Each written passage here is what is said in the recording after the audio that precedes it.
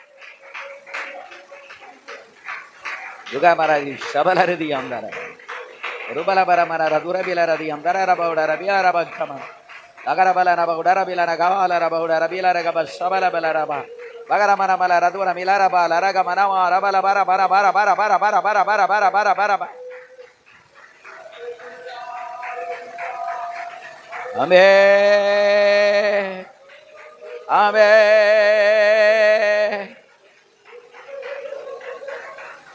ரிகபரபா ரிகபரபரபா ரிகபரபரபரமா அலலலலலலலலலலலபரபரமா ஆவியில நேரமுங்க ஆவியில நேரமுங்க கர்த்தருடைய ஆவியானவர் நம் நடுவில் அசைவாடி கொண்டிருக்கிறார். எல்லாரையும் கர்த்தர் நிறைக்க விரும்புகிறார். நல்ல ஆவியில நிரம்பி நல்ல கரந்தட்டி ஆவியில நேரமுங்க ஆவியில நேரமுங்க. ஆமே ராமே ராமே ராமே ராமே ராமே ராமே ரா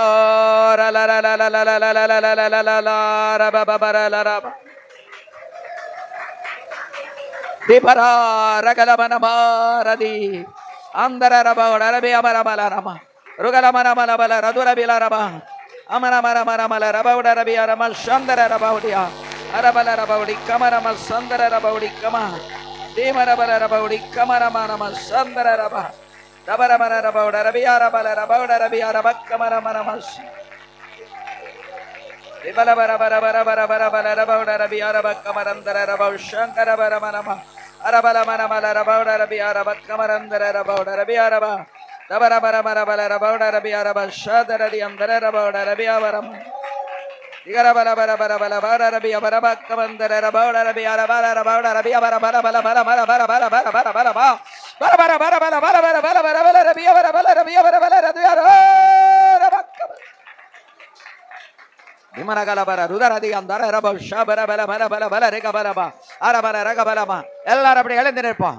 எல்லாரும் எழுப்பி நில்லுங்க. ரிகலக ரபால ரகபல ரதுரபில ரபால ரபவுட ரபி அரப அந்தர ரப கமரம சந்தர ரபவுட ரபி அரப வேலமன ரகபல ரதுரல ரிகரப சக்கர ரபி அரல ரபி பமர பர பர பர ரபி பர பர பர பர பர நல்ல கரந்தட்டி ஆவில ஓவர்ஃப்ளோ ஆகுற மாதிரி நேரமுங்க.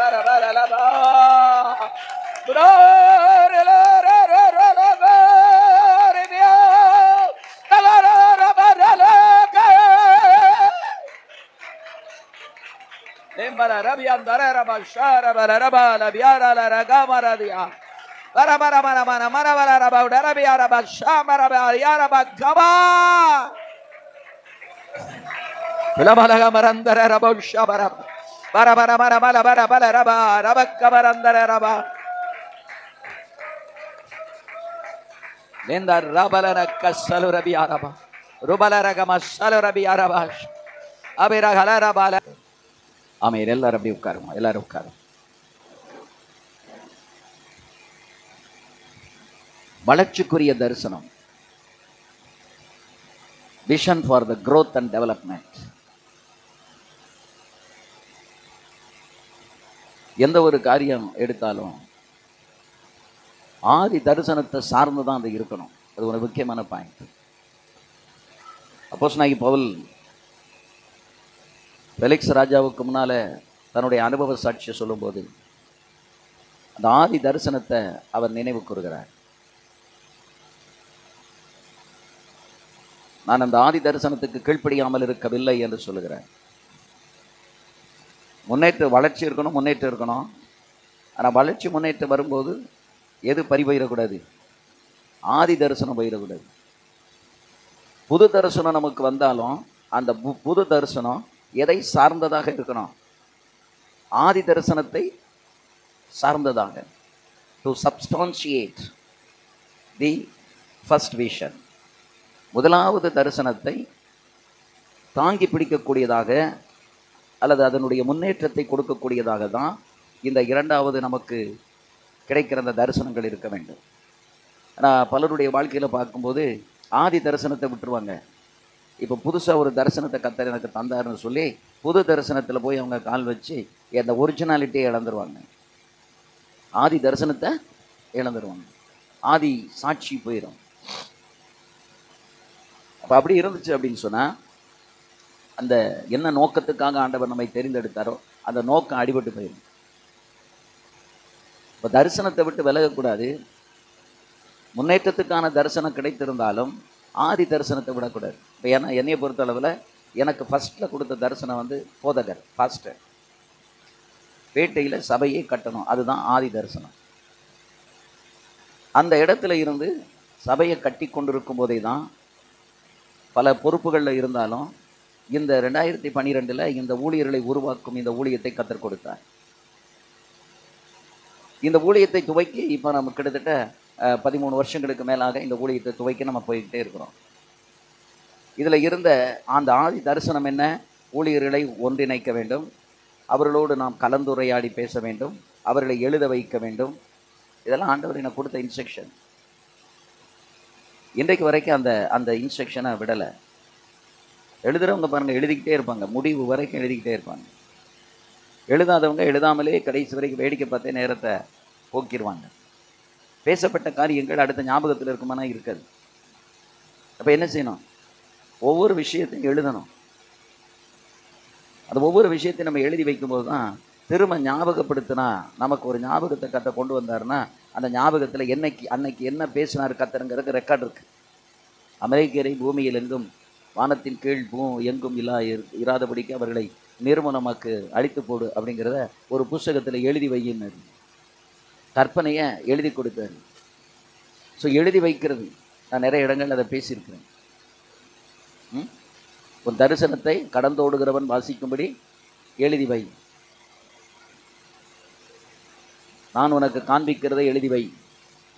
இந்த எழுதி வைக்கிறத பற்றி, இந்த டேக் ஆக்ஷன், அதில் இந்த எழுதி வைக்கிறத பற்றி நிறைய நான் சொன்னேன்.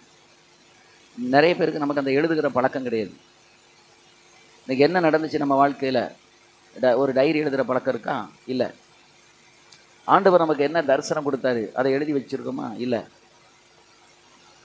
அல்லது நமக்குள்ள என்ன திருத்தத்தை ஆண்டவர் கொண்டு வர சொன்னார் அதை எழுதி வச்சுருக்கோமா? எழுதி வச்சுருந்ததை நம்ம அதை பார்க்க முடியும். அது திருத்தியிருக்கோமா? அதை மாற்றத்தை கொண்டு வந்திருக்கோமா? இதெல்லாம் வந்து எழுதுனா தான் முடியும், எழுதலைன்னா முடியாது. அப்போ எழுதணும். ஏன் பெந்தகோஸ்காரங்களுக்கு வந்து எழுத்து வர மாட்டேங்குது? படிப்பில்லை, படிக்கணுங்கிற விருப்பமும் இல்லை, படிக்காமலே வந்து நாம் ஊழியம் செய்யலாம் என்கிற ஒரு சிலருக்கு அந்த கிருபையை கத்தை கொடுத்துருப்பாரு. அவங்க படிச்சிருக்க மாட்டாங்க, பைபிள் வாசிக்க தெரியாது. அதான் அவங்க வந்து நல்ல ஊழியத்தில் கிருபையோடு இருப்பாங்க. காரணம் அவங்களுக்கு அப்படிப்பட்ட ஒரு நிலைமையில் இருந்தாலும் கிருபையை கத்தர் கொடுத்துருப்பாரு. அது நமக்கு முன் உதாரணம் இல்லை. அவங்கெல்லாம் படிச்சுட்டா பைபிள் காலேஜுக்கு போயிட்டா ஊழியம் செய்கிறாங்க, அந்த பேச்சை பேசக்கூடாது. மற்றவர்களை பற்றின காரியத்தை நம்ம பேசக்கூடாது. உண்மை பற்றின காரியம் என்ன? பாஸ்டர்மா எம்டி படித்து கிராஜுவேட் ஆகுறாங்க, பட்டமளிப்பு விழாவுக்கு போயிருக்கிறோம். பெந்தகோஸ்டில் இருக்கக்கூடிய டாக்டர் டிசி சார்ஜ் இப்பொழுது அவர் கத்தருக்கு நித்திரையடைந்து விட்டார். நான் பைபிள் காலேஜில் படிக்கும்போது எனக்கு அகடமிக் டீன், அவர் அகடமிக்கில் டீன் ஆஃப் ஸ்டூடெண்ட்ஸ். இப்போ பாஸ்டர்மா வந்து பட்டமளிப்பு விழா வாங்குறாங்க. அப்போ நான் டாக்டரேட் படிச்சுட்டு இருக்கேன். அவர் வந்து அந்த அங்கேயே போட்டுட்டு உள்ளே நுழையும் போது என்கிட்ட சொன்னார், C pastor Manoharan, there is not much people in our Pentecost, the pastors who have got the doctorate. பெந்தகோஸ்டில் டாக்டரேட் பட்டம் வாங்குறவங்க மிக குறைவு. ஏன்னா நமக்கு அதில் நாட்டம் இல்லை. இப்போ பாஸ்டர் தமிழரசு எம்டிஹெச் முடிச்சிட்டிங்களா? தீசிஸ் மட்டும் சப்மிட் பண்ணணுமா? எழுதிட்டிங்களா? சப்மிட் பண்ணணும். இதை முடித்த பிறகு அடுத்த உடனே டாக்டரேட்டில் ரெஜிஸ்டர் பண்ணுங்க. அது என்னுடைய தரிசனம். ஒரு சிலரை டாக்டரேட் வரைக்கும் கொண்டு வரணும் அப்படிங்கிறது என்னுடைய தரிசனம். அது ஒரு சிலரை பார்த்து உற்சாகப்படுத்தி இப்போ பாஸ்டர் எம்பியூவில் சேர சொன்னேன். எம்டி முடித்தார். எம்டி முடித்த பிறகு அப்படியே அந்த கையோடு போய் எம்டிஹெச்சில் சேர்ந்துருங்கன்னு எம்டிஹெச்சில் சேர்ந்தார். இப்போ எம்டிஹெச் முடித்த பிறகு என்ன செய்யணும், அடுத்து டாக்டரேட்டுக்கு போயிடணும். அதே ஆக்ட்ஸில் டாக்டரேட்டில் ஜாயின் பண்ணிடணும். ஏன்னா சாகிற வரைக்கும் ஒரு ஊழியக்காரன் படிச்சுக்கிட்டே இருக்கணும். சிஎஸ்ஐ கேத்தலிக் சர்ச்சஸில் துரோபதேசங்கள் உள்ள நுழையலை. ஏன் தெரியுமா?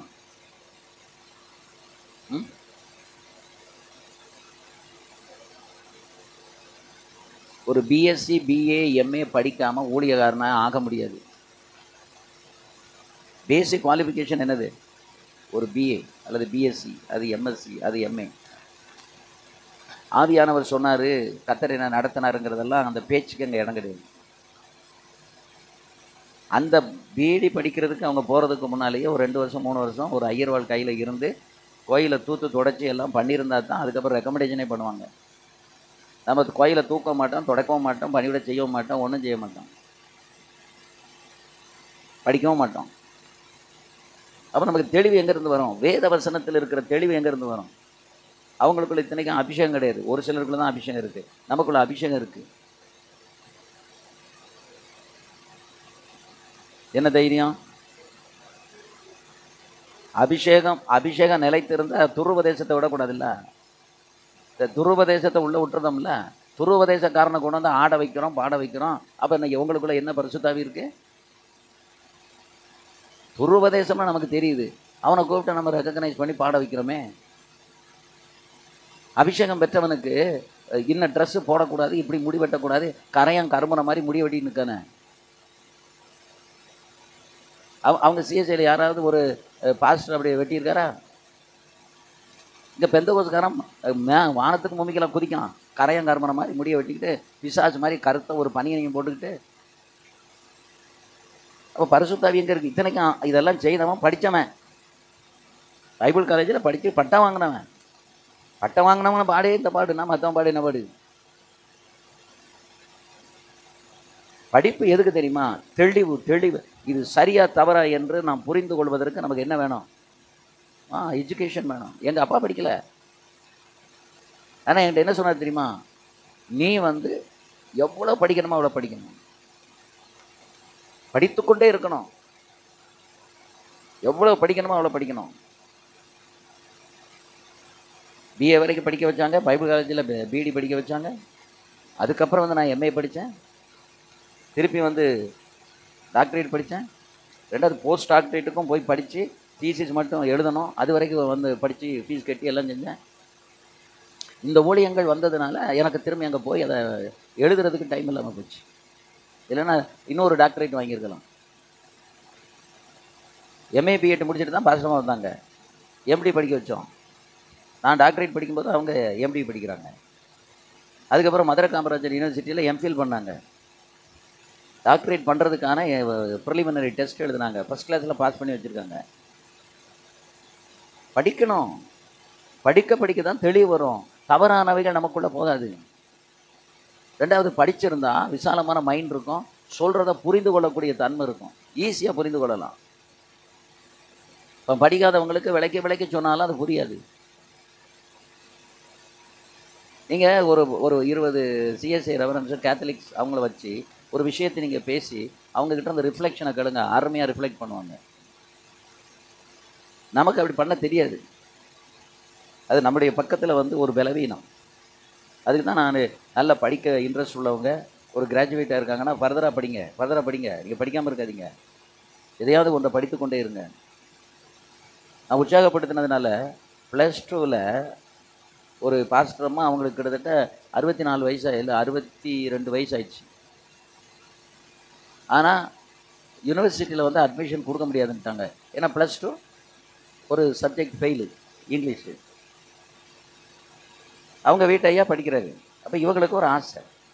அப்போ என்கிட்ட கேட்டாங்க, நானும் படிக்கணுமே, நீங்கள் +2 முடிக்கலையே, அந்த காலத்தில் அந்த ஒரு சப்ஜெக்ட் இங்கிலீஷை எழுதியிருக்கலாம்ல. இப்போ 3 பிள்ளைகள் ஆயிடுச்சு. மூத்தவனுக்கு கல்யாணம் வருது.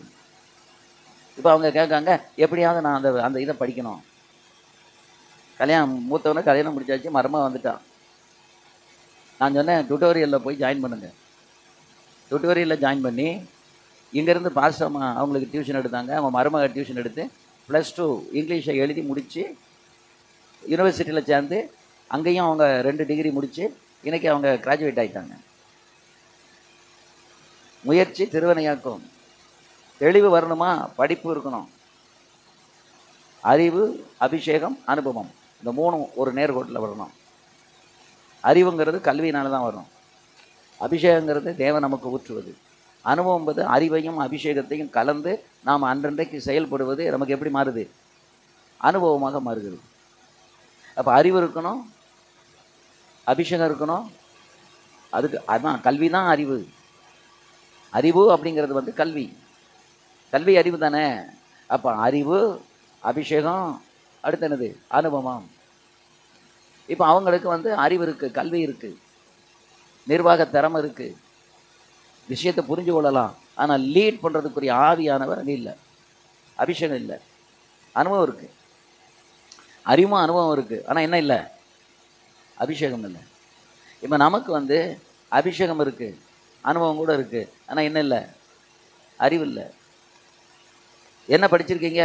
இப்போ உடுமலைப்பேட்டையில் நான் கேட்குறேன், ஒரு 30-35 பாஸ்டர்ஸ் இருக்காங்க.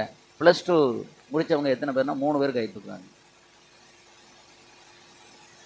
3 பேர் கை தூக்குறாங்க. இன்றைக்கி படிக்கிறதுக்கு எத்தனையோ வாய்ப்புகள் இருக்குது. நீ படிச்சுட்டு இருக்கியாப்பா? படிச்சுக்கிட்டு இருக்கியா என்ன? கேட்கல. என்ன படித்து முடிச்சிருக்கேன்? அடுத்து எம்டி படிக்கணும்ல.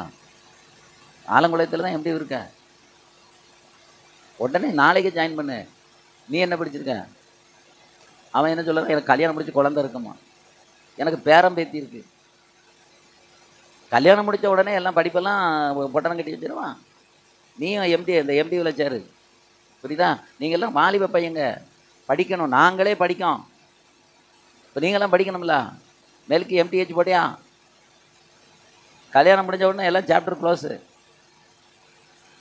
அடுத்த மாதம் நான் ஜப்பானுக்கு போயிட்டு நான் அடுத்த மாதம் அங்கே வரும்போது நீ எம்டிஹெச்சில் அட்மிஷன் போட்டிருக்கணும். நீங்கள் 2 பேரும் எம்டிவில் போட்டிருக்கணும். புரியுதா? ஆமாம். நீங்கள் படித்தா தான் உங்கள் மூளை வந்து விரிவடையும், ஷார்ப்பாகும். படிக்கணும். ஃபஸ்ட்டு தமிழருக்கு பிள்ளைகளுக்கு கல்யாணம் முடித்து பேரம்பத்தி எடுத்த பிறகு இன்னும் உட்காந்து எழுதிக்கிட்டு படிச்சுக்கிட்டு இருக்காரு. எல்லாம் யார் யாரால் படிக்கிறதுக்கு முடியுமோ அவங்கெல்லாம் படிங்க. படிக்காமல் இருக்கக்கூடாது. பட்டத்துக்கு படிக்கலைனாலும் கூட சில நேரங்களில் நீங்கள் சில இதுகளில் சேர்ந்து நீங்கள் படிக்கணும், தெரிந்து கொள்ளணும், விஷயங்களை தெரிந்து கொள்ளணும். அப்போ தான் நம்ம அடுத்த கட்டத்தை நோக்கி நம்ம போக முடியும். கர்த்தர் நம்மளை கொண்டு போவார். பவுல் எவ்வளவு படித்தவன். பேதுரு சொல்கிறாரு. பேதுரு எத்தனை நிறுவனம் எழுதினார்? 3 எழுதினார், 1 காணோம், 2 இருக்குது.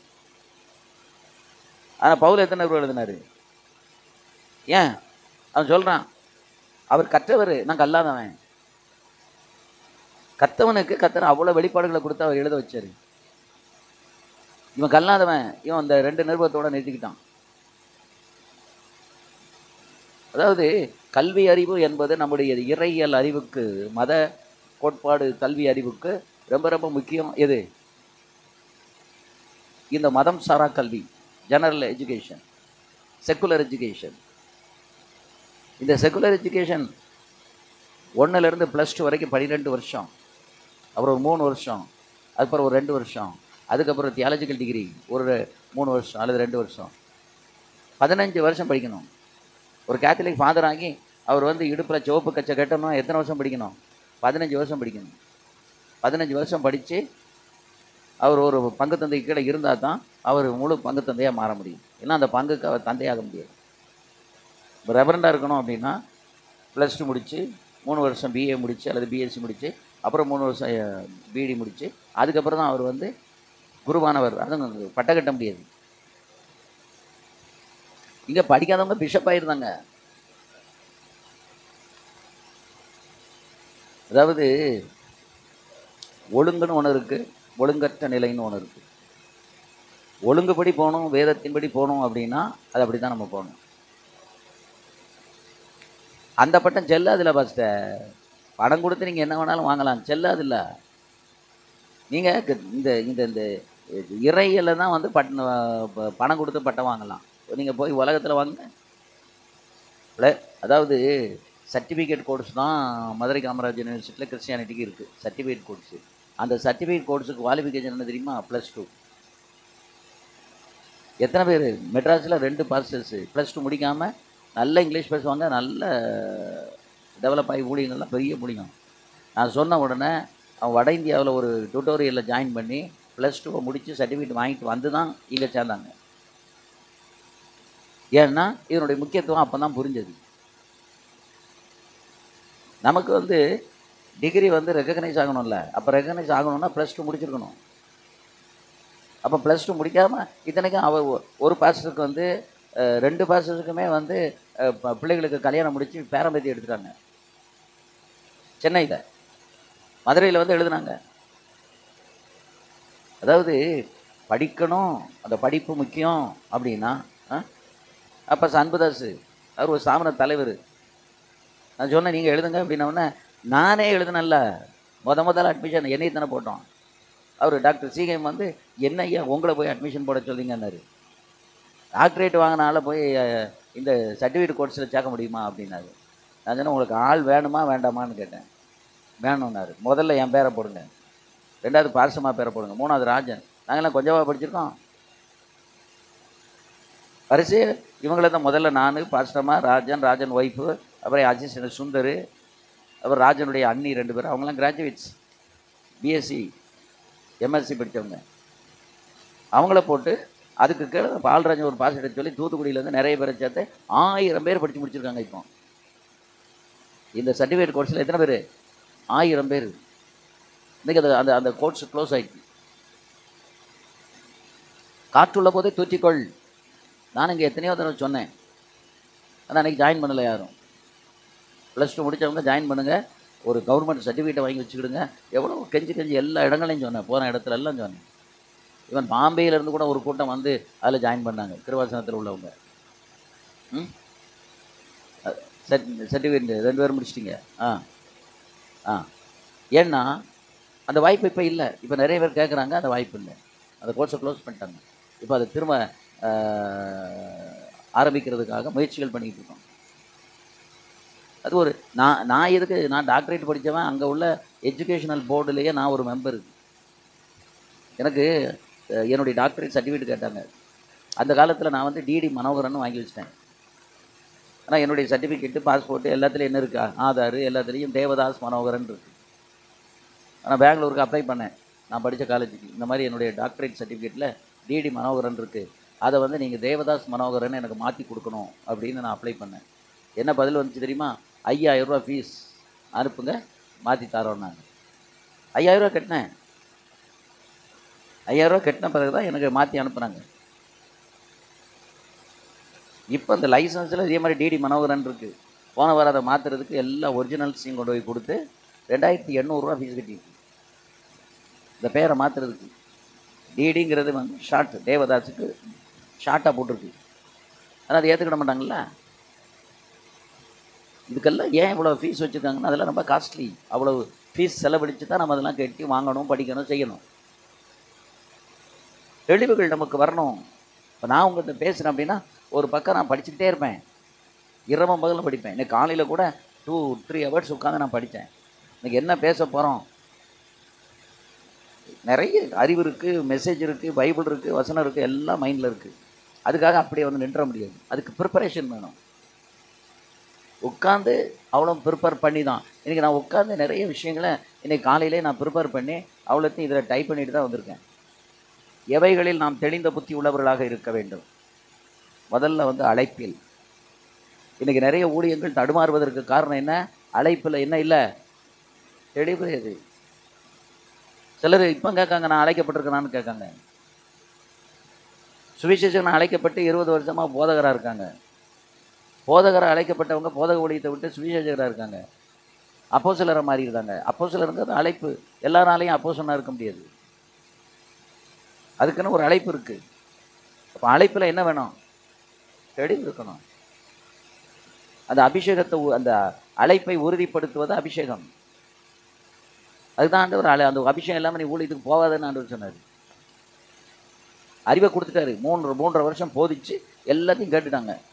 ஏசுநாதருக்குள்ள என்னென்ன ஸ்டஃப் இருந்துச்சோ அவ்வளோத்தையும் சொல்லிட்டாரு. அவ்வளவும் அவங்க கேட்டுட்டாங்க. பட் இது மட்டும் போதாது, அறிவு மட்டும் உனக்கு போதாது, நீ போய் காத்துரு, நீ அபிஷேகத்தை பெற்றுக்கோ, அவர் தான் உன்னை சகல சத்தியத்தில் நடத்துவார், அதை போய் பெறாமல் நீ மேல்மாடியை விட்டு கீழே இறங்காதன்ட்டார். அந்த அபிஷேகத்தை அவர்கள் பெற்றுக்கொண்ட பிறகு தான் அவங்க என்ன செஞ்சாங்க, புறப்பட்டு வெளியில் ஊழியத்துக்கு போனாங்க. அதுவும் ஊழியத்துக்கு போகலை, கூடி ஆராதிச்சுக்கிட்டே ஜெபம் பண்ணிக்கிட்டு உட்காந்துக்கிட்டே இருந்தாங்க. ஆண்டவர் பார்த்தாரு, இவனோட இப்படியே விட்டா இது எல்லாரும் சொத்துக்களை விற்று கொண்டு வந்து போட்டு உட்காந்து சாப்பிட்டுக்கிட்டே இருப்பாங்க, ஆமாம் நம்ம நோக்கம் நிறைவேறாது. உடனே என்ன அனுப்புனாரு, ஒரு உபத்திரவத்தை அனுப்புனாரு. சபை சிதறடிக்கப்பட்டது. சிதறடிக்கப்பட்டவர்கள் எங்கும் தெரிந்து சுவிசேஷத்தை அறிவித்து சபைகளை கட்டினார்கள். இப்போ நான் எனக்கு பாஸ்டையா கூட 16 மணி நேரம் ஒரு நாளைக்கு செலவு பண்ணுவேன். அவங்க மறித்து போனாங்க. எனக்கு 16 மணி நேரம் இப்போ மிச்சம். 8 மணி நேரம் தூங்குறத விட இப்போ 16 மணி நேரம் எனக்கு மிச்சம். இந்த 16 மணி நேரத்தை நான் என்ன செய்யலாம் திட்டமிட்டேன். அந்த நேரம் தான் எனக்கு இந்த ஊழியத்தையும் கர்த்தர் கொடுத்தாரு. இப்போ எனக்கு ஒவ்வொரு நாளும் ஊழியம், ஒவ்வொரு நாளும் ஒவ்வொரு இடங்களுக்கு நான் போய்கிட்டே இருக்கிறேன். சந்தோஷமாக இருக்குது. ஏன்னா நம்ம சும்மா உட்காந்து தூங்கினா உடம்பு தான் வீங்கும், வயிறு தான் பெருகும், குத்தி மழுங்கும். நல்லா சாப்பிடுவோம், கொரட்டை விட்டு பகலில் 2 மணி நேரம் 3 மணி நேரம் தூங்குவோம், நல்ல பானை மாதிரி வயிறு வீங்கும், பெந்தகோஸ் பாஸ்தங்கிற அடையாளம் வந்துடும், அதெல்லாம் கிடச்சிரும். ஆனால் கடைசி நாட்களில் நம்ம நடக்க முடியாது, கம்பு ஊனாலும் கம்பு ஒடிஞ்சு போகும், 2 பேர் கையிலாக கொடுத்து தூக்கணும். ஆனால் அறிவு இருக்குமானால் விளக்க வேண்டியதை விளக்கலாம். ஆதாம் ஏவாளுக்கு அறிவு இல்லாமல் இருந்துச்சு. ஆண்டவர் முதல்ல அறிவை தான் கொடுத்தாரு. இந்த கனியை பறித்து நீ புசிக்காத, மற்ற எல்லாத்தையும் நீ புசி, அதான் நாலேஜ், அதான் கல்வி அறிவு. முதல்ல சொல்லி கொடுத்தாரு, இதெல்லாத்தையும் நீ சாப்பிடலாம், ஆனால் இது 2ஐயும் நீ சாப்பிடக்கூடாது, இது விளக்கப்பட்ட கனி. அறிவு இருந்தது, அறிவையே சாத்தாம மழங்க பண்ணிட்டான். ஏன் நம்ம சாவது வரைக்கும் படிக்கணும்? படிக்கத்தான் நம்ம புத்தியை தீட்டிக்கிட்டே இருக்க முடியும். அப்போ தான் நம்ம புத்தியில் சாத்தான் ஏறி உட்காந்து நமக்கு மழுங்கல் தனத்தை அவன் ஏற்படுத்த முடியாது. இந்த ஐக்கியத்தில் என்ன ஒரு மகிமை இருக்குது தெரியுமா? நிறைய பேருக்கு நான் ஊழியக்காரங்களுக்கு தெரியலை. ஐக்கியம் இருக்கு, அன்றைக்கி தான் அங்கே ஒரு கல்யாணத்தை வைப்பாங்க, அன்றைக்கி விருந்தாடி போவாங்க, அங்கே போவாங்க. இந்த ஐக்கிய வேதத்தில் சொல்லியிருக்கிறது, அவர்கள் ஐக்கியத்திலும் அப்போஸ்தலருடைய ஐக்கியத்திலும் அந்நியோன்யத்திலும் என்ன செய்தார்கள்? தரித்திருந்தார்கள், உறுதியாய் தரித்திருந்தார்கள். அதனால் எந்த வேலையும் இந்த நாட்களை நான் வைக்க மாட்டேன். ஒரு மாதத்துக்கு 14 கூட்டம். அந்த 14 கூட்டம் திங்கள் செவ்வாய் புதன் வியாழன். 14 கூட்டத்துலையும் எந்த ப்ரோக்ராமும் முக்கியமான கல்யாணம் அப்படி ஏதாவது ஒரு காரியம், ஒரு மரணம், கல்யாணம், நான் மட்டும்தான் இதை நான் மாற்றுவேன் அல்லது கேன்சல் பண்ணுவேனே ஒழிய மற்றபடி மாற்றவே மாட்டேன். ஏப்ரல் 3ஆம் தேதி இங்கிலாந்துலேருந்து 2 பொண்ணு மாப்பிள்ளையும் இங்கிலாந்து ஸ்காட்லாண்டு அவங்களுக்கு கல்யாணம் நாகப்பட்டினத்தில். அதனால் நான் உடுமலைப்பேட்டை மீட்டிங்கை கேன்சல் பண்ணி அந்த டேட்டை கொடுத்து கல்யாணத்தை முடித்தோம். அதுக்கு அடுத்து 10ஆம் தேதி புதன்கிழமை உடம்புல வரைக்கும் போயிட்டு வந்துட்டேன். அது ஒரு ரவுண்டில் போகும்போது எனக்கு செலவு அதிகம் வராது. தனியாக ஒரு இடத்துக்கு போயிட்டு வரும்போது செலவு ஜாஸ்தி. ஆனாலும் பரவாயில்ல, அந்த கூட்டத்தை போய் முடிச்சுட்டு வந்துட்டேன். ஏன்னா நம்ம கையில் ஒப்புவிக்கப்பட்ட அதுக்கு அடுத்தது அதுதான் ஒப்புக்கொடு. 2வது, ஒப்பு கொடுக்கப்பட்ட ஊழியத்தில் தெளிந்த புத்தி உள்ளவர்களாக இருக்க வேண்டும். நம்ம கையில் என்ன ஊழியம் கத்த தந்திருக்கிறாரு? எனக்கு நிறைய ஊழியங்களை கத்தர் கொடுத்தாரு. Pastor, bible college academic dean, orphanage manager, பாஸ்டையாவுக்கு அசிஸ்டண்ட்டு, அக்கௌண்டண்ட்டு, நிறைய ஊழியங்கள் நம்ம கையில் கற்று கொடுத்துருந்தார். அது எல்லாத்தையும் முடித்து இப்போ 2 ஊழியம் தான் கையில் இருக்குது. ஒன்று பாஸ்டர், அடுத்து ஊழியர்களை உருவாக்குற உன்னத ஊழியம். இந்த 2ல் தான் அதிகமான போதகர் ஊழியத்தில் 3 நாள் வாரத்துக்கு செலவு பண்ணுறேன், வெள்ளி சனி ஞாயிறு. இந்த ஊழியத்துக்கு 4 நாள் செலவு பண்ணுறேன். நேற்றுக்கு ராத்திரி இந்த சபையில் இருக்கிற ஒரு குடும்பத்தில் ஒரு சின்ன சலசலப்பு, அதை பேசி முடிக்கிறதுக்கு ராத்திரி 12:30 மணி ஆச்சு. இப்போ காலையில் நான் குளித்து ரெடியாகி ப்ரிப்பேர் பண்ணி எல்லாத்தையும் வச்சுட்டு குளித்து ரெடியாகி திரும்பவும் 1/2 மணி நேரம் அதை பேசி முடித்து அவங்கள அனுப்பிட்டு தான் நாங்கள் வரேன். இப்போ இதை முடித்த உடனே நான் இன்றைக்கி சாயங்காலம் ஒரு கல்யாணத்தில் அட்டன் பண்ண மதுரைக்கு போகணும். நாளைக்கு காலையில் உபவாசம் ஜப்பான், மத்தியானத்துக்கு மேலே ஜப்பான் போகிறதுக்கு ரெடி ஆகணும். சனிக்கிழமை காலையில் ட்ரிவாண்ட்ரத்தில் போய் ஒரு குடும்பத்தை குடியேற்றி வச்சுட்டு வரணும். காலையில் 6 மணிக்கு போயிட்டு சாயங்காலம் 6 மணி ஆயிடும் போயிட்டு வர்றதுக்கு. ஞாயிற்றுக்கிழமை ஆராதனை, திங்கக்கிழமை காலையில் கொச்சினுக்கு கிளம்பிடணும் 9 மணிக்கு. அந்த பக்கம் இந்த பக்கம் அசைகிறதுக்கு என்ன இல்லை, நேரம் கிடையாது. டைட்டாக வச்சுருக்கணும். ஏன் டைட்டாக வச்சுருக்கோன்னா, அதனால தான் நம்ம இன்னைக்கு கர்த்தருக்குள்ளே பரிசுத்தமாக இருக்கிறோம். பரிசுத்தவான்களுடைய ஐக்கியத்தோடு இணைந்து இருக்க இருக்க நம்மளை கர்த்தர் கூர்மையாக்கிக்கிட்டே இருப்பார். கூர்மையுள்ள ஒரு ஆயுதமாக கர்த்தர் மாற்றுவார். ஆமென். அப்போ ஒப்பு கொடுக்கப்பட்ட ஊழியத்தில் தெளிந்த புத்தி உள்ளவர்களாக இருக்க வேண்டும். நம்ம கையில் ஒரு ஊழியத்தை ஒப்பு கொடுத்துருக்காரு ஆண்டவர். இதை விட்டுட்டு நம்ம இன்னும் ஒரு காரியத்தில் போய் தலையிட்டுக்கிட்டு இருக்கக்கூடாது. என்னன்னா, அந்த பாஸ்டர் சொன்னார், இவர் சொன்னார், அவர் சொன்னார். எவர் சொன்னாலும் சரி, கர்த்தர் சொன்னாரா? கர்த்தர் சொல்லாத ஒரு ஊழியத்தில் போய் தலையிடாதீங்க. அவர் கொடுக்காத ஊழியத்தை செய்யாதீங்க. கர்த்தர் கொடுத்த ஊழியத்தை மட்டும் செய்யுங்க. நம்மளை சாத்தான் வந்து அழகாக திசை திருப்பி விட்டுருவான். நான் இந்த ஊழியத்தில் விறுவிறுன்னு வந்துக்கிட்டு இருந்தேன். அப்போ சில போதகர்கள் என்கிட்ட வந்து கேட்டாங்க, நீங்கள் எங்கள் சபையில் வந்து கொஞ்சம் நீங்கள் பேசுங்க அப்படின்னாங்க. நான் சொன்னேன், ஊழியக்காரங்களுக்கு பேசுறதுக்கு தான் கர்த்தர் இப்போ என்னை அழைச்சிருக்காரு. இப்போ சபையில் பேசுறதுக்கு இல்லை. அது வருஷத்துக்கு ஒரு 2 மீட்டிங் அல்லது 3 மீட்டிங் வேணால் நான் சபைக்கு வரலாம். அதனால் தயவுசெய்து என்னை கூப்பிடாதீங்க, நான் வரமாட்டேன் அப்படின்ட்டு. கொளாரா பிசாசு நம்மளை எந்த பக்கம் திருப்பி பார்க்கான்?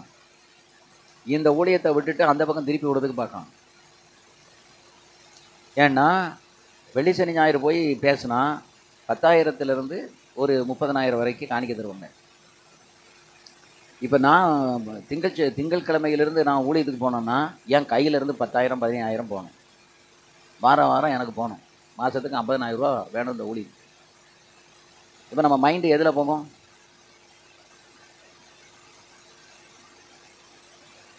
தரிசனம் என்ன தரிசனம்? ஏன் தரிசனத்தை நினைவு கூறணும் தெரியுமா? பிசாசு வந்து நைஸாக நம்மளை கொண்டு போய் பணத்தை காட்டி புகழை காட்டி கொண்டு லாக் பண்ணிடுவோம். போச்சு, தேவ சித்தம் செய்ய முடியாது. இப்போ நமக்கு வருமானம் வர்றது முக்கியம் கிடையாது. ஆனால் எது முக்கியம்? நான் இன்னைக்கு காலையில் கூட பஸ் விஜயராஜ் நானும் பேசிகிட்டு இருக்கும்போது நான் சொன்னேன், 2 மாதத்துக்கு ஒரு தடவை மீட்டிங் வைங்க பார்த்து, நீங்கள் எனக்கு காணிக்கையே கொடுக்க வேண்டாம்.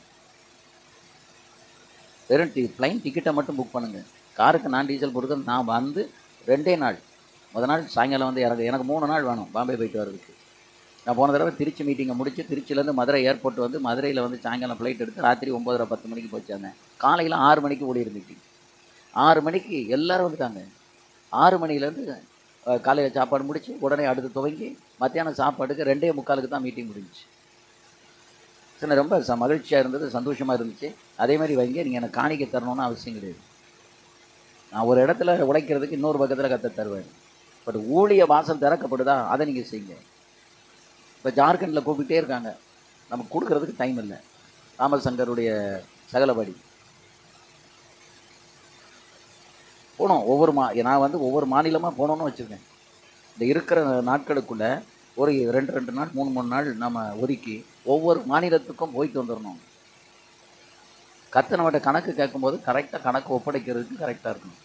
உன் கையில் கொடுத்த ஒப்புவிக்கப்பட்ட ஊழியத்தை ஆண்டவர் வந்து தன்னிடத்தில் ஒப்புவிக்கப்பட்டதை கரெக்டாக நிறைவேற்றி முடித்தார். முடிந்தது என்றார். அப்போஸ்தலனாகிய பவுல் சொல்கிறாரு, எனக்கு ஒப்புவித்ததை நான் யாரிடத்தில் பெற்றுக்கொண்டேன்? கர்த்தரிடத்திலிருந்து பெற்றுக்கொண்டேன். அந்த பவுலுக்கு கையில் கிடைச்சதை யாருக்கிட்ட ஒப்படைச்சான்? தீமோத்தேயுகிட்டையும் தீத்துக்கிட்டையும் ஒப்படைச்சான். அப்போ அதுபோல் நம்ம கையில் ஒப்புவிக்கப்பட்ட ஊழியம், அந்த ஒப்புவிக்கப்பட்ட ஊழியத்தை கடைசி வரைக்கும் நின்று அதில் நாம் செய்ய வேண்டும். அதில் தெளிந்த புத்தி இருக்கணும் ஊழியத்தில். 3வது, கர்த்தர் நம்மை வைத்த ஸ்தானத்தில் தெளிந்த புத்தியோடு இருக்கணும். பொசிஷன், அந்த பொசிஷன் வந்து ரொம்ப முக்கியம்.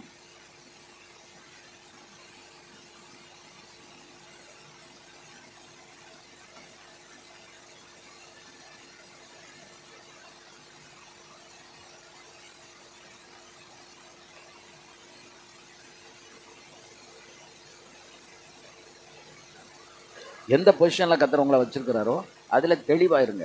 யாரும் உங்களை வஞ்சிக்கிறதுக்கு இடம் கொடுக்காதீங்க. ஊழிய ஸ்தலம் கர்த்தர் கொடுக்கறது, ஊழியம் கர்த்தர் கொடுக்கறது, ஸ்தானமும் கர்த்தர் கொடுக்குறது. நிறைய நீங்கள் வந்து ஒரு தலைவராக நான் தெளிவாக சொல்லியிருக்கேன் அவங்ககிட்ட, எனக்கு தலைவராக இருக்கக்கூடிய தகுதி கிடையாது. தலைவர்களை உருவாக்கும் தகுதி தான் ஆண்டவர் எனக்கு தந்திருக்காரு. அதனால் நான் எதுலையுமே தலைவராக இருக்க முடியாது. தலைவராக என்னை ஆக்காதீங்க. ஆனால் பல தலைவர்களை உருவாக்கக்கூடிய கிருபை ஆண்டவர் எனக்கு தந்திருக்காரு. அதான் என் அழைப்பு. அப்போ அழைப்பில் நான் தெளிவாக இருக்கேன், என் பொசிஷன்லையும் தெளிவாக இருக்கேன். இப்போ நான் ஒரு இடத்துல ஒரு பொசிஷனில் இருந்தால் ஒரு ஊழியத்தையும் தமிழ்நாடு முழுக்க போய் செய்ய முடியும். அந்த கமிட்டி மீட்டிங் இருக்கும், இந்த மீட்டிங் இருக்கும், இப்படி எல்லா இடத்துலையும் நம்மளை போட்டுக்கிட்டே இருந்தாங்கன்னா நான் எங்கே போவேன்? சொல்லுங்கள் பார்ப்போம். ஒன்றும் போக முடியாது, ஒரு இடத்துக்கு போக முடியாது. இப்போ எனக்கு எந்த பொசிஷனும் இல்லை. என்ன பொசிஷனில் கத்தர் வச்சுருக்காரு? தேசாந்திரியாக போய் அலைஞ்சி ஊழியர்களை உருவாக்குற பொசிஷனில் வச்சுருக்காரு. நம்ம பாட்டுக்கு போய்கிட்டே இருக்க வேண்டியது, அநேகரை உருவாக்கிக்கிட்டே இருக்க வேண்டியது. அதில் தலைவர்கள் உருவெடுத்து வருவார்கள்.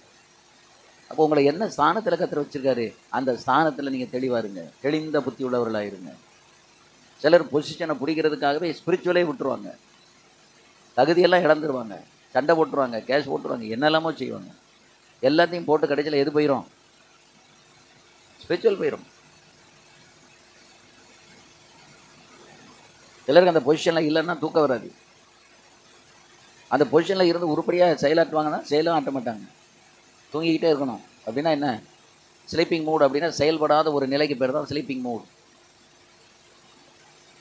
நம்ம அப்படி இல்லை, நம்ம இருந்தால் ஆக்டிவாக இருக்கணும், செயல்பட்டுக்கிட்டே இருக்கணும், ஓடிக்கிட்டே இருக்கணும், உற்சாகப்படுத்திக்கிட்டே இருக்கணும். அதுக்கு தான் கத்த நம்மளை அழைச்சிருக்கிறாரு.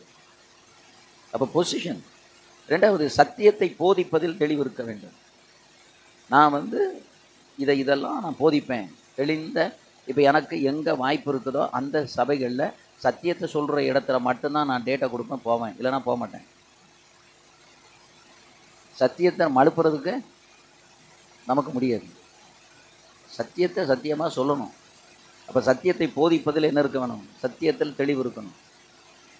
இன்றைக்கி நிறைய பேருக்கு சத்தியம்னா என்ன? யார் கேட்டான்? பிலாத்து கேட்டான்.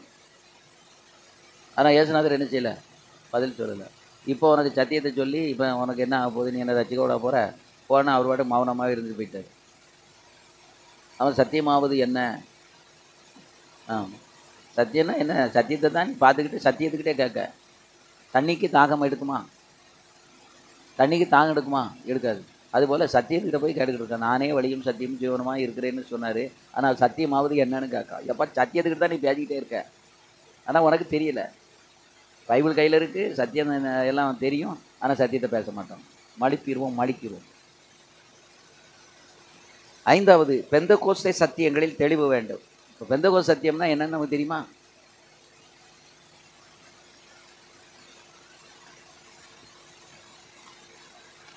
பெந்தகோஸ்தே சத்தியம்னா என்னது? பெந்தகோஸ்தே அனுபவம்னா என்னது? முதல்ல நீங்கள் தெரிய வேண்டியது, பரிசுத்தாவியானவருடைய கிரியை தான் என்னது? பெந்தகோஸ்தே அனுபவம். பெந்தகோஸ் அப்படின்னு சொன்னால் பரிசுத்தாவியானவருடைய கிரியை, அவருடைய நிறைவு, அவருடைய அசைவு, அவருடைய அபிஷேகம். அதில் நீங்கள் தெளிவாக தெரிஞ்சுக்கிடுங்க. முதல்ல பெந்தகோஸ் அனுபவம் அல்லது பெந்தகோஸ் அப்படின்னா என்னன்னா, பரிசுத்தாவியானுடைய கிரியை, the work of the Holy Spirit. Pentecost சபை, பெந்தகோஸ் ஊழியக்காரன் ஊழியக்காரி, பெந்தகோஸ் விசுவாசி எதுக்கு முதலிடம் கொடுக்கணும்? பரிசுத்தாவியின் கிரியைக்கு முதலிடம் கொடுக்கணும், the work of the Holy Spirit. ஏன் நம்ம ஆவியில் நிரம்பி ஜெபிக்கணும் அப்படின்னா, நமக்குள்ளே நம்மை சுற்றிலும் பரிசுத்தாவியானவர் கிரியை செய்ய வேண்டும். We need to have the work of the Holy Spirit in us, in around us, and in ministry. ஊழியம் நம்மை சுற்றியும் இருக்கக்கூடிய எல்லாருக்குள்ளேயும் நமக்குள்ளேயும் காணப்பட வேண்டியது பரிசுத்த ஆவியானவருடைய கிரியை, அவருடைய வேலை. ஆவியானவருடைய கிரியை இருந்தால் தான் நம்ம வளர முடியும், நம்ம நிலை நிற்க முடியும், அபிஷேகம் நம்ம கூட நிலைத்திருக்க முடியும், சபையும் வளர்ச்சி அடையும். சபையில் யார் அசைபாடணும்? பரிசுத்த ஆவியானவர் அசைபாடணும். ஒன்று சண்டை போட்டுட்டு வந்திருக்கோம், ஒன்று அங்கே எனத்தையாவது ஒரு பிரச்சனையில் வந்திருக்கும், ஒன்று வியாதியில் வந்திருக்கும். இதெல்லாம் ஒன்றா கூடி சேர்க்கும்போது தாவீது கூட இருந்த அந்த சிக்கலாக்கள் இருந்தவங்கலாம் எப்படிப்பட்டவங்க? கடன்பட்டவனும் முடவனும் எல்லாத்தையும் இழந்தவனும் இப்படி தான் அவங்க கூட இருந்தாங்க. அவங்கள தான் வச்சு இழுத்துக்கிட்டு அலைஞ்ச மாதிரி நம்ம இன்றைக்கி சபையில் இப்படிப்பட்டவங்கள தான் வச்சு இழுத்து இவங்களை சரிப்படுத்தி பரலோகம் கொண்டு போய் சேர்க்கணும். அல்லேலூயா, ஆமென். அப்போ இதெல்லாம் எடுத்துட்டு நமக்கு போகணும்னா நம்மளால் மாம்ச பலத்தில் முடியவே முடியாது. நமக்கு ரெட்டிப்பான பரிசுத்த ஆவியானவருடைய அபிஷேகமும் வல்லமை நமக்குள்ள இருந்தால் தான் இந்த ஊழியத்தை நம்மளால் சக்ஸஸாக செய்ய முடியும். அப்போ தான் ஆவியானவர் சபைகளில் அசைவாட முடியும், வாழ்க்கையில் அசைவாட முடியும், நமக்குள்ள அசைவாட முடியும், நமக்கு வெளியில் அசைவாட முடியும். ஆவியானவருடைய துலம்பரமான கிரியை நம்ம உணர முடியும். ரிகன கமலா துரதியா தாக்குரம் நீதி அந்த ரசுலர் கதிரதி அந்த கமல ரகமந்தர பௌடர விலனி கமல ருதரதியா அவர மன மன பல மலரி கமன துரபி யார பல ரகதரதியம் தர பௌடர விலனி கமல ருதரதி ஆந்தர பௌடரதி அவர மர மர மர அவர துரமில ரதியம் தர பல வைக்கவனமா. ஆவியானவருடைய நிறைவை உணர்ந்துகிட்டே இருங்க. ஆவியானவருடைய நிறைவை நீங்க உணருங்க. லிகனகலா அரியான கதர அதியானமா. ஆவியானவர் நிறைக்கும் போது நிரப்பப்படுங்க. வரவலவில் அரிகமலமரமா அதரபர பௌடர வியார பாஷாந்தர பௌடர விகமரமா அப்பா அரிகனகா ரதார லாக்கனா லரா தியானா அரியானா ஓ ரகாலா அரியாரா அரியாக்கமா. நமக்கு சோதரன் சோதரன் சோதரன் சோதரன் சோதரன் கிருப கிருப கிருப கிருப கிருப கிருப. நன்றி ஆண்டவரே, தோத்திரம் ஆண்டவரே, தோத்திரம். வெளியில அனல் அடிக்குது, ஆனால் நம்முடைய உள்ளம் குளிர்ந்து போயிடக்கூடாது. உள்ளிருக்கிற சூடு, உள்ளிருக்கிற இந்த அபிஷேகம் அது ஆவியினால் நமக்கு கிடைக்கக்கூடியது. ஸோ இதை நம்ம இழந்துடக்கூடாது. எந்த அளவுக்கு அந்த அபிஷேகத்தில் நிரம்பணுமோ அந்த அளவுக்கு அந்த அபிஷேகத்தில் நிரம்பி நம்ம செபிக்கணும், நிரம்பி செபிக்கணும். உணருங்க, அந்த சென்ஸ் நமக்கு வேணும். இது ஆவியானவர் அசைவாடுற நேரம், இதை நான் என்னை நிரப்புறாரு. இப்போ நான் சும்மா போய் வெட்டி கதை பேசிட்டு இருக்கக்கூடாது, வெளியே நிற்கக்கூடாது, கதை பேசக்கூடாது, தூங்கக்கூடாது. இது என்னை நிறைக்கிற ஒரு நேரம். அந்த நேரம் நான் ஜெபம் பண்ணி தான் ஆகணும், ஆவியில் நிரம்பி தான் ஆகணும். ஈ ரகல மனக ரதரதி அந்தர ரபவுட ரக்கில மிலருதரதி அந்தர ரபவுடர விலனிகபா அலகல மனர கதரதி அந்தர ரபவுடர வீலர கமன மசல ரபியா ரப கமர அந்தர ரபா அகிரமன ரபவுடர விலர கந்தர ரபவுஷ கரமன ரபா அம்பரபல ரபு கனம சந்தர ரப கமரமரம தியாந்தர ரப கம Jesus சி காமா வரப கமரம. Work of the Holy Spirit, பரிசுத்த ஆவியானுடைய கிரியை நம்ம சபையில் இன்னைக்கு, நமக்குள்ள, நம்ம குடும்பத்தில், சபையில், இந்த மூணும் ஏரியா. முதல்ல நம்ம personal life, family life, church life, இந்த மூணு இருக்குது. இந்த மூணுலையுமே யார் அசைவாடணும் சொல்லுங்க? பரிசுத்த ஆவியானவருடைய அந்த கிரியை இருக்கணும். பர்சனல் லைஃப்,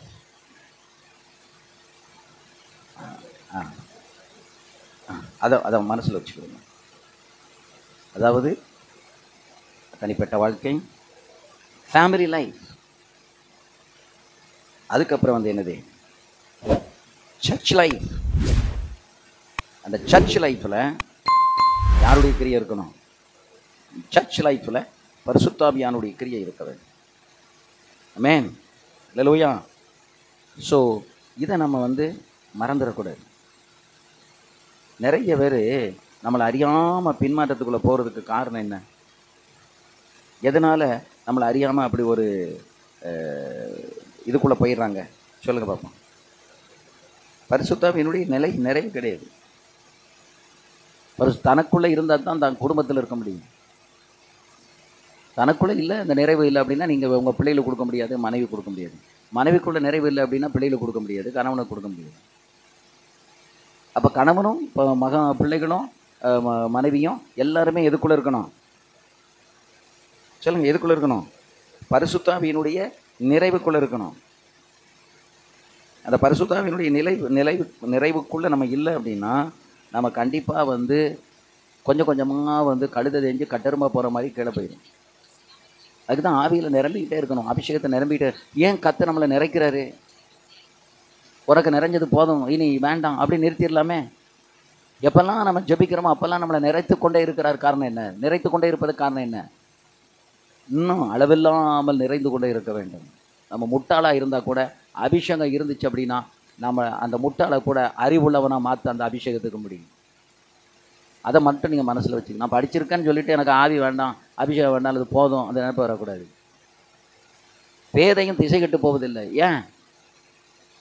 எதனால்? அபிஷேகம். அபிஷேகங்கிறது என்ன தெரியுமா? ஆவியானவர் நமக்கு உள்ளேயே இருந்து அசைவாடுகிறது தான் அபிஷேகம். அப்போ பர்சனல் லைஃபு, ஃபேமிலி லைஃபு, அப்புறம் சர்ச் லைஃபு, இதில் என்ன இருக்கணும்? Work of the Holy Spirit இருக்கணும். Work of the Holy Spirit இருக்கணும். குடும்பம் ஆவியில் நிரம்பி நீங்கள் குடும்பம் நடத்தி பாருங்கள் பார்ப்போம். ஆவியின் துணையோடு குடும்பம் நடத்தி போடுங்க பாருங்கள் பார்ப்போம். ஒரு சிக்கலும் ஒரு பிக்கலும் பிடுங்கலும் இல்லாமல் நீங்கள் நடத்திட்டு போகலாம். ஏன்னா உங்கள் குடும்பத்தை உங்களை நடத்துறது கர்த்தர், உங்கள் குடும்பத்தை நடத்துறது யாரு? ஆவியானவர். அங்கே லீடிங் இருக்கும். என்ன இருக்கும்? லீடர்ஷிப். அந்த லீடர்ஷிப் யாரு? ஆவியானவர். ஹோலி ஸ்பிரிட் தான் வந்து நமக்கு அங்கே லீடர்ஷிப்பில் இருப்பார்.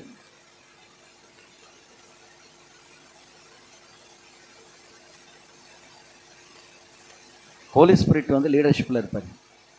அப்போ எந்த ஒன்றுனாலும் ஆண்டவர் அழகாக உணர்த்துவார். வேண்டாம் மகனே, இங்கே போகாத, இதை செய்யாத, இதை வாங்காத, அங்கே போ, இதை செய். அந்த லீடிங் எதாக இருக்கும்? ஒரு கல்யாணம் முடிக்கணும், இந்த பொண்ணு வேண்டாம், இந்த பொண்ணை முடி, இந்த பையனை தேர்ந்தெடு. யார் நடத்தணும்? ஆவியானவர் நடத்தணும். ஒரு கார் வாங்குறீங்க, ஒரு பைக் வாங்குறீங்க, ஆவியானவர் உங்களை நடத்தணும். இதை வாங்கு, இது வேண்டாம். அந்த லீடிங் கரெக்டாக உணர்றோம், அதை பார்க்கணும். இதெல்லாம் நமக்குள்ளே இருந்தால் தான் அந்த work of the Holy Spirit வந்து நமக்குள்ளே இருக்குன்னு அர்த்தம். அப்போ ஹோலி ஸ்பிரிட் லீடர்ஷிப்பு நமக்குள்ளே இருக்கணும். நம்முடைய ஊழியத்தில் இருக்கணும், ஃபேமிலி லைஃப்பில் இருக்கணும், சர்ச் லைஃப்பில் இருக்கணும். எல்லாம் அவர் தான் லீடர், அவர் தான் நடத்துகிறாரு அப்படிங்கிற தெளிவு நமக்குள்ளே இருக்க வேண்டும். அதுக்கு அடுத்தது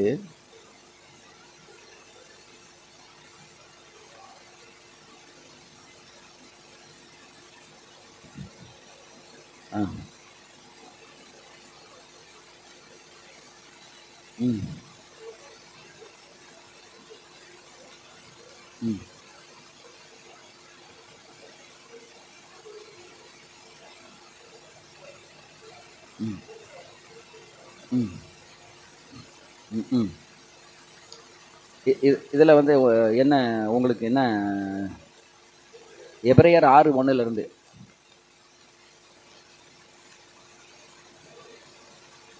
ஆமாம்,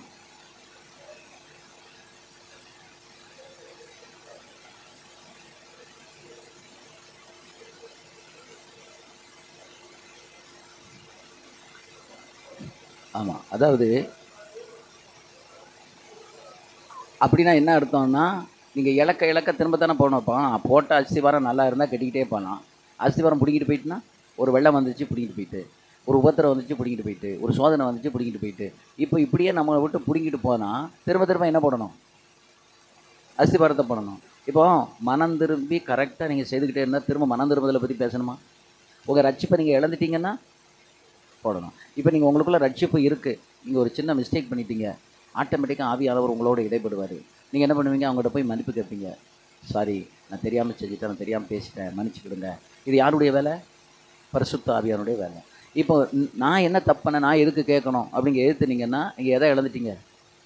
மனம் திரும்புதல் ஆகிய ரட்சிப்பையே இழந்து. இப்போ மனம் திரும்புதல் நமக்குள்ளே இருக்குமானால் நம்ம யாருக்கிட்டையும் போய் ஒரு தப்பு பண்ணிட்டோன்னா, ஒருத்தர் கோவப்பட்டு நம்ம என்ன பெரிய தப்பு பண்ணிடுவோம்? ஒரு கோவப்படுவோம், ஒரு எரிச்சப்பட்டுருவோம், இல்லை எதையாவது ஒன்று பேசிடுவோம், அல்லது ஒரு புறம் பேசிடுவோம். பாஸ்டர் நீங்கள் என்னையை பற்றி இப்படி வந்து பேசுனீங்களா? நான் பேசுங்க, மன்னிச்சுக்கிடுங்க. அங்கனே கழுவி தொடச்சி போட்டுட்டு போயிடுங்க. நான் கரெக்டாக தான் நான் பேசியிருப்பேன், நான் பேசின என்ன தப்பு இருக்குது அப்படின்னாலே நமக்குள்ளே ஆவியானவர் இல்லைன்னு அர்த்தம். நீ அவங்கள பற்றி பேச வேண்டியது உனக்கு என்ன? நீ பேசினல்ல, மன்னிப்பு கேளு. அங்கனே மன்னிப்பு கேட்டோம். மன்னிப்புன்னு கேட்ட பிறகு அவங்க திரும்ப நம்மகிட்ட பேச முடியுமா? முடியாது, முடிஞ்சு போச்சு. அப்போ இந்த மனம் திரும்புதல் எப்பவும் நமக்குள்ளே இருக்கணும். இப்போ திரும்ப போட்டுக்கிட்டு இருந்தால் தேவன் பேரில் வைக்க விசுவாசம். என்றைக்கு நம்ம ஆண்டவரை விசுவாசித்து ரட்சிப்புக்குள்ளே வந்தோமோ அதுக்கப்புறம் நமக்கு விசுவாசம் என்ன வேணும்? என் தேவையை சந்திப்பார், இந்த ஊழியத்தை நடத்துவார், எனக்கு சுகம் தருவார், இந்த காரியத்தில் அவர் கிரியை செய்வார். எல்லாத்துக்கும் என்ன இருக்குது? என்ன வேணும்? விசுவாசம். 3 மாதத்துக்கு முன்னால் ஜப்பான் போகிறதுக்கு டிக்கெட் புக் பண்ணிட்டோம். 2 வாரத்துக்கு முன்னால் அந்த டிக்கெட்டை திருச்சி டு வியட்நாம் கேன்சல் பண்ணிட்டான். பணத்தை வேணால் திருப்பி வாங்கிக்கோ, ஒன்றும் செய்ய முடியாது அப்படின்ட்டான். 19,500 போக, திரும்பி வர்றதுக்கு 19,500. இப்போ புதுசாக புக் பண்ணால் 37,000 வேணும். இந்த பணம் எப்போ வரும்? 3 மாதம் கழித்து வரும். எவ்வளவு சங்கடங்கள். ஆனால் நான் விசுவாசித்தேன், நடக்கட்டும்.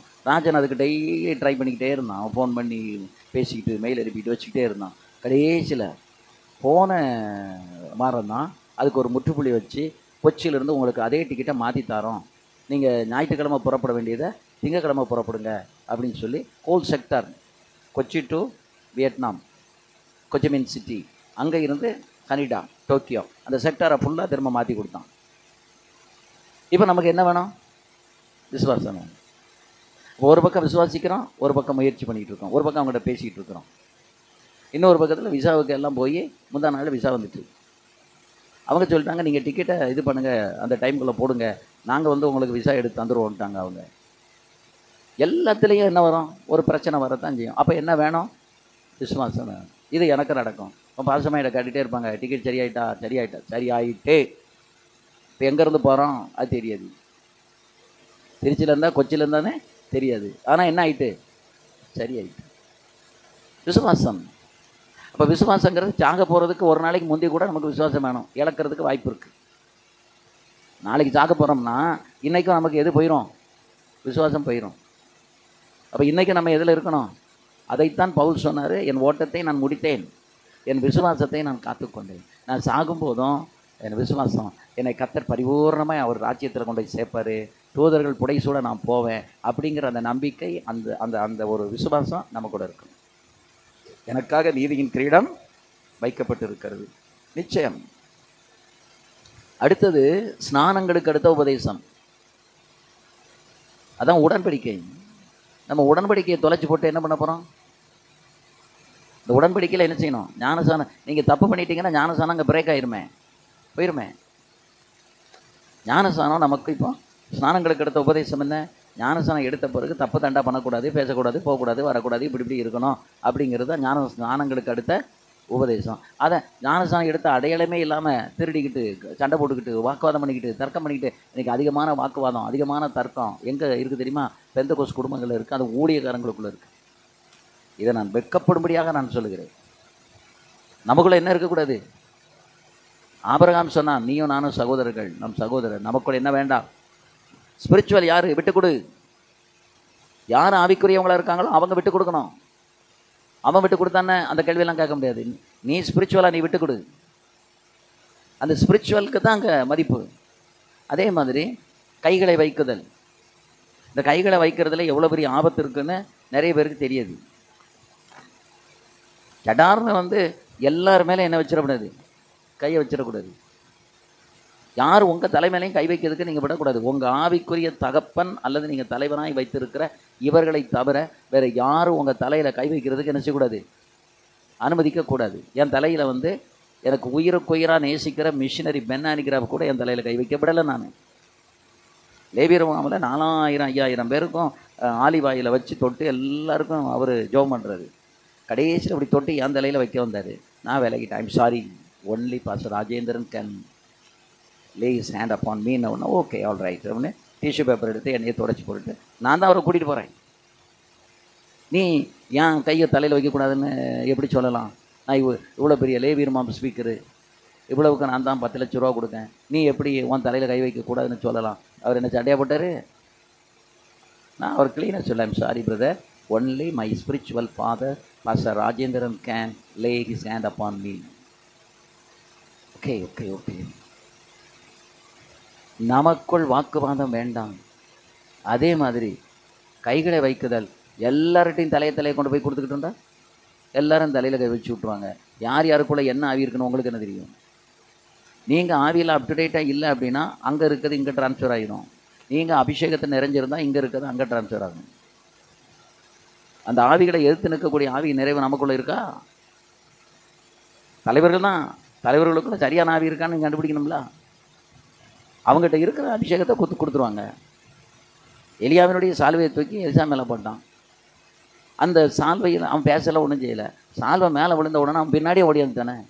என் பின்னால் வை ஒன்றுமே சொல்லலையே. Such a great power we need. அப்போ நம்ம யார் நம்ம தலையில் கை வைக்க கவனமாக இருக்கணும். எல்லாருக்கிட்டையும் கொண்டு போய் எதை நீட்டக்கூடாது? தலையை நீட்டக்கூடாது. அதுக்கு ஒரு டிசிப்ளின் இருக்குது. அதனால தான் கைகளை வைக்குதல். கைகளை மரித்தோரின் உயிர்த்தெழுதல். மரித்தவன் உயிர்த்தெழுமா? பாவியாக மரித்தானும் உயிர்த்தெழுமா? பரிசுத்தமான அடக்கம் பண்ணப்பட்டாலும் அவன் உயிர்த்தெழுமா? அதுக்கு அடுத்து என்ன சொல்லியிருக்கு? மரித்தோரின் உயிர்த்தெழுதல் நியாய தீர்ப்பு.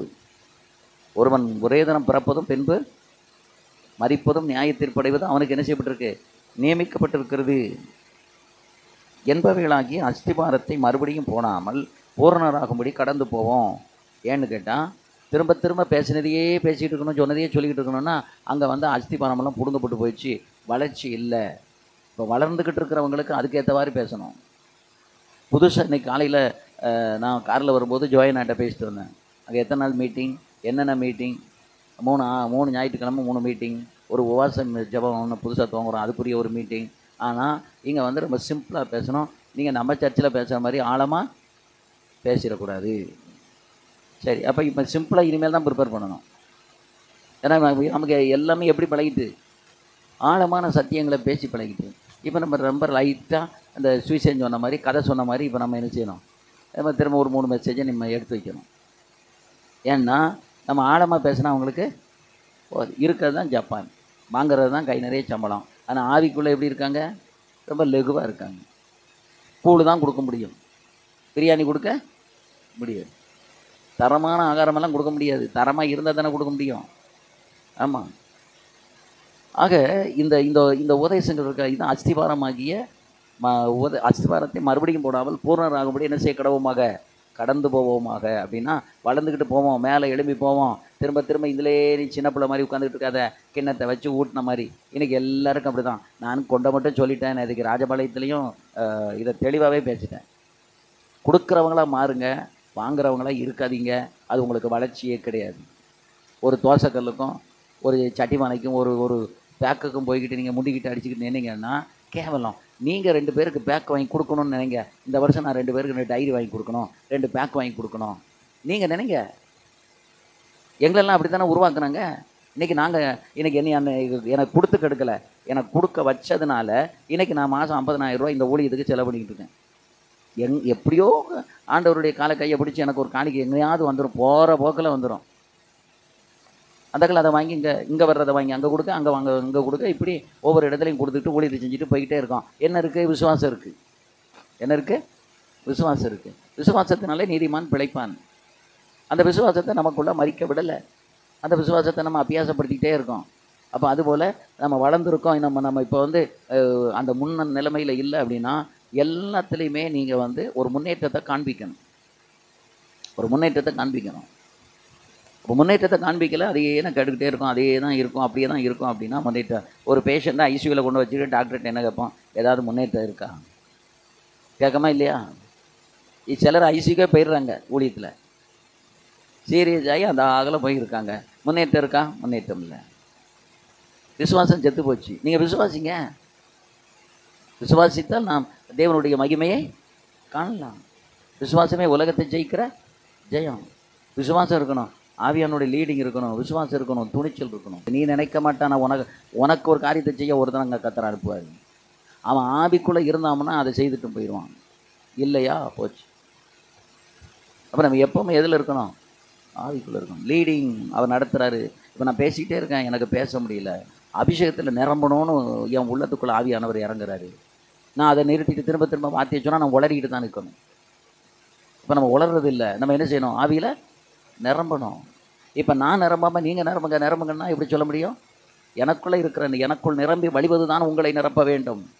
உங்களுக்குள்ளே இருக்க தான் பக்கத்தில் போகணும். அப்போ ஒவ்வொருத்தரும் ஆவியில் நாம் நிரம்பிக்கிட்டே இருந்தோம்னா அது ஆவியில் நிரம்புற மாதிரி ஒரு உன்னதமான அனுபவம் இந்த உலகத்தில் வேறு ஒன்றுமே கிடையாது. நாம் இங்கே கூடி வந்ததுக்கு இதே அர்த்தமுள்ள ஒரு கூட்டம், ஒரு ஐக்கியமாக நமக்கு மாறிடும். ஆமென். அது ஒன்று, work of the Holy Spirit. அதுக்கு பிறகு வந்து ரெண்டாவது வந்து the direct experience of the presence of God. நேரடியாக தேவ பிரசன்னத்தை உணருதல். நம்ம வீட்லேயும் சரி, உங்கள் பெட்ரூம்லேயும் சரி, உங்கள் கிச்சன்லேயும் சரி, உங்கள் பாத்ரூம்லேயும் சரி, அல்லது நீங்கள் உங்கள் வாகனத்துலேயும் சரி, நீங்கள் இருக்கிற இடத்துல டைரெக்டாக எதை உணரணும்?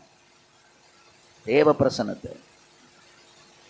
அந்த தேவ பிரசன்னத்தை உணரக்கூடிய அந்த தன்மை நமக்கு இருக்க வேண்டும். என்ன வேணும்? தேவ பிரசன்னத்தை உணரக்கூடிய அந்த தன்மை நமக்கு இருக்க வேண்டும்.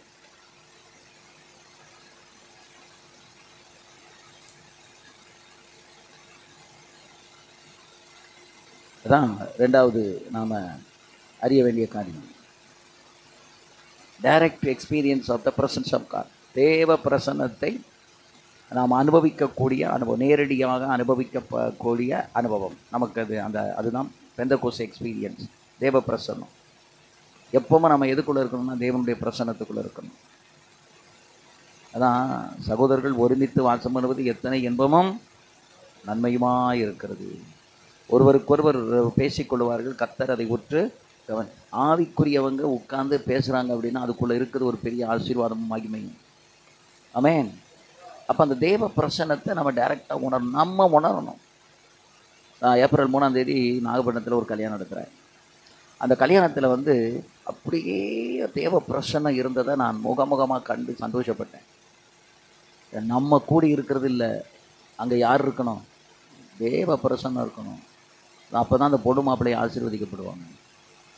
அந்த தேவ பிரசன்னத்தில் நம்ம நின்று ஒரு கல்யாணத்தை நடத்தணும். தேவ பிரசன்னத்தில் நின்று நம்ம ஜெபிக்கணும். இப்போ நேரத்தை எல்லாத்தையும் சுருக்கி தேவ பிரசனமாவது ஒன்றாகுது. அன்றைக்கி ஒருத்தர் என்கிட்ட கேட்காரு, நீங்கள் கல்யாணம் நடத்தினா ரொம்ப நேரம்லாம் நடத்துவீங்க, மெட்ராஸுக்கு அது சரிப்பட்டு வராது, 15 நிமிஷத்தில் கல்யாணம் நடத்துவீங்களா? எனக்கு 5 நிமிஷத்தில் கல்யாணம் நடத்த தெரியும். ஆமாம். ட்ரெஸ் பண்ணதுக்கும் திருப்பி ஒரு ட்ரெஸ் போய் போடுவாங்கல்ல, அதுக்கு 1.5-2 மணி நேரம் ஆகும். அதுக்கெல்லாம் எவனும் ஒன்றும் கணக்கு சொல்ல மாட்டான். நான் அந்த கல்யாணத்தில் சொல்லணும்னு வச்சுருக்கேன். அதாவது பொண்ணு எந்திரி, மாப்பிள்ளை எந்திரி, வா தாய் தப்பவா, கையை பிடிச்சி கொடு, 15 நிமிஷம் சொல்லுது இல்லை, நான் 7 நிமிஷத்தில் நடத்துகிறேன். 15 நிமிஷத்துக்கு. இப்பொழுது இந்த பரிசுத்த விவாகத்தில் இவர்கள் எல்லாரும் கூடி வந்திருக்கிறார்கள். மாப்பிள்ளை பேர் என்னது, பொண்ணு பேர் என்னது, பொண்ணை கையை பிடிச்சி கொடுக்குறவங்களாங்க வாங்க, வந்து கையை பிடிச்சி கொடு, முடிஞ்சது கதை. 2 பேரும் வாங்கல் போடு, எல்லாம் வாங்க. இன்பத்திலும் துன்பத்திலும் கூட வேண்டாம். நான் சொல்ல மாட்டேன்ட்டான். ஏன்னா அதை சொன்னால் அதுக்கு நேரமாகும். ஒன்றும் வேண்டாம், கையை பிடிச்சி, உனக்கு சம்மதமா சம்மதம், உனக்கு சம்மதமா சம்மதம், 2 பேரும் கையை பிடி, முழங்கால் போடு, ஜோமனு. இயேசுவின் நாமத்தில் பிதா குமாரன் பரிசு, இயேசுவின் நாமத்தை வேண்டாம் விட்டுருவோம், பிதா குமாரன் பரிசுத்தாமி நாமத்தை சொல்லிடுவோம். சொல்லி என்ன செஞ்சிருவான், கல்யாணத்தை நடத்தி முடிச்சிருவான். மொத்தத்தில் 7 நிமிஷத்தில் முடிஞ்சு போயிடும். 7 நிமிஷம் கூட அதிகம் ஆகாது, 5 நிமிஷத்தில் முடிச்சிடலாம். என்ன எனக்கு, அதாவது பெந்தகோஸ்துடைய நிலைகளையெல்லாம் நினைத்து பார்க்கும்போது அழவா சிரிக்கவா முட்டிக்கிட்டு சாகவானே தெரியல. அவ்வளவு வேசடையாகவும் வேதனையாகவும் இருக்குது. 1000 காலத்து பயிர் ஒரு திருமணம் என்பது. தேவ பிரசனத்தில் 1.5 மணி நேரம் 2 மணி நேரம் குறைந்தது இருந்து என்ன செய்யணும்? எப்படி?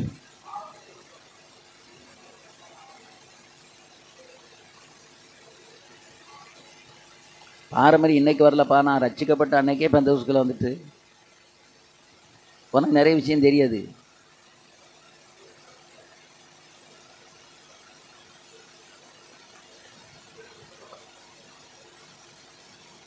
அதில் இந்த பிரசன்ஸை இழக்கிறதே அந்த பிரித்தெடுக்கப்பட்ட அனுபவம் இல்லாதனால தான். முதல்ல குடும்பம், உறவுகள், விக்கிரகாராதனை, பழைய நம்ம குடும்ப பழக்க வழக்கம் பாரம்பரியம் ஒன்று இருக்குல்ல, அதிலிருந்து துண்டை வெட்டி எடுக்கப்பட்டு வந்தால்தான் உங்களோட தேவனே மாசம் பண்ணுவார், இல்லைன்னா மாசம் பண்ண மாட்டார். இப்போ தேவன் நம்ம கூட இருக்கப்படாது, அதான் முக்கியம். ஏன்னா தேவன் நம்ம கூட இருந்தால் அவர் குத்திக்கிட்டே இருக்காரு, சொல்லிக்கிட்டே இருக்காரு, இடைஞ்சலாக இருக்குது. பாஸ்டர் வீடு விசிட்டிங் வரக்கூடாது, வீட்டில் தேவ பிரசனம் இருக்கக்கூடாது. டிவியை நல்லா சுவர் நீளத்துக்கு, ரூம் நீளத்துக்கு பெரிய டிவியை மாட்டி வச்சுக்கிட்டு ரிமோட்டை வச்சுக்கிட்டு ஆணும் உட்காந்து பார்த்துக்கிட்டு இருக்கோம்.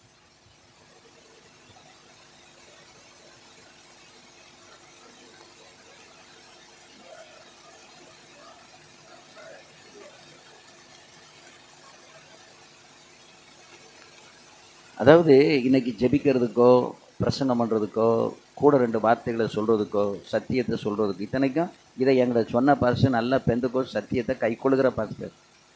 அவர் வந்து இப்படி சொன்னது வந்து எனக்கு ஆச்சரியமாக இருந்தது. அந்த கல்யாணத்துக்கு போகணுமா நான் யோசிக்கிறேன். அக்காவோட பேரனுக்கு கல்யாணம், எனக்கு கிராண்ட்சன், போகாமல் இருக்க முடியாது. அப்போ என்ன நினைக்கிறாங்க, கூட கொஞ்சம் பேசுகிறவங்க, வக்கடையாக கல்யாணம் நடத்துகிறவங்க எல்லாத்தையும் ஒதுக்கி விட்டுறணும். அவங்களுக்கு ஒரு ஜெபத்தை கொடுத்துட்டு பேருக்கு, அது ஜெபமே கொடுக்க வேண்டாம். என் ஜெபத்தையே 10 நிமிஷம் பண்ண முடியாதா? ஜெபத்தில் கல்யாணமும் நடத்திடலாம், பிரசங்கம் பண்ணிடலாம்.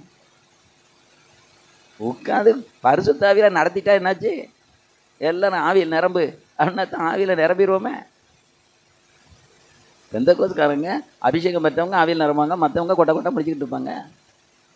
அபிஷேகத்தில்னா அதாவது மரித்த பரிசுத்தவங்களை வச்சு அடக்காரது நடக்கல, அந்த இடத்துல போன எல்லா இடத்துலையுமே கைதட்டி எல்லாரையும் ஆவியில் நிரம்ப வச்சுருவேன். இப்போ பாஸ்டர் பிடி கிறிஸ்டோவர் போன மாதம் இறந்து போயிட்டார்.